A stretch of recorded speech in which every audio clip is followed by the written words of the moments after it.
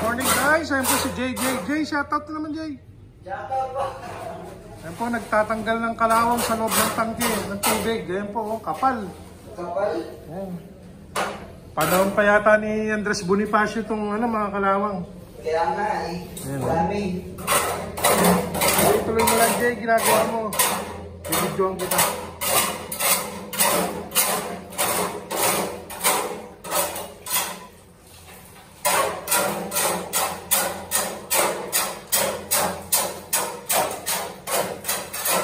Tik-tik ko pala ako guys.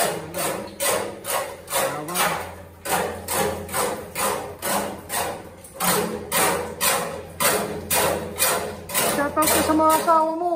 Oh? Sa mga asawa mo, mag-shoutout ka. Wala ako naman eh.